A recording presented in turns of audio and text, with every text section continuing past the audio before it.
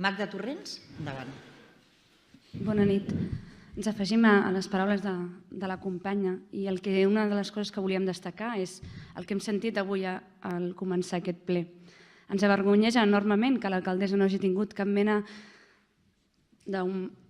en sentit humà i també polític, de fer cap declaració davant de la situació que estem vivint. Ja són més de 5 mesos amb en Jordi Cuixart i en Jordi Sánchez tancats a la presó. El mes de novembre van entrar Oriol Junqueras, el vicepresident, i el conseller Joaquim Forn. La setmana passada la presidenta del Parlament, Carme Forcadell, i les conselleres Dolors Bassa, Jordi Turull, Josep Rull, Raül Romeva van entrar a la presó. Els darrers dies el jutge Pablo Llarena ha activat l'ordre de detenció dels membres del govern exiliats, Carles Puigdemont, president, Meritxell Serret, Clara Ponsatí, Lluís Puig. També ha dictat l'ordre de detenció internacional de la Marta Rovira. Fruit d'aquesta ordre, a hores d'ara, el president Carles Puigdemont es troba detingut a Alemanya.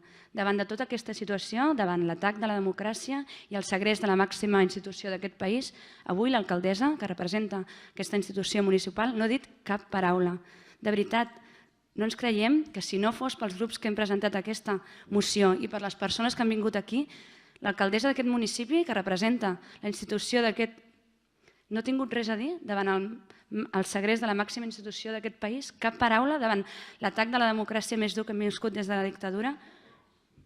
No sé si em sorprèn, o és tristesa o és vergonya, però ho trobem indigne d'aquest govern i sentim realment vergonya, que no hi hagi hagut cap paraula i que haguem començat aquest ple amb tota la normalitat, amb tota la situació que estem vivint i aquí no passa res, doncs sí que passa i tenim esperança. Esperança amb la resistència pacífica que estem vivint als carrers davant la repressió. Esperança amb aquells veïns i veïnes del municipi i també d'arreu del país i de fora del país perquè s'està mobilitzant a fora, a l'estat espanyol i a fora de l'Estat, amb la lluita perquè sempre serem internacionalistes, defensant la democràcia als carrers i lluitant contra el feixisme les vegades que faci falta.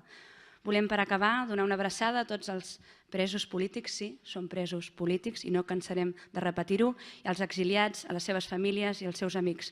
No esteu sols, no pararem fins que sigueu i siguem lliures. Gràcies. Moltes gràcies.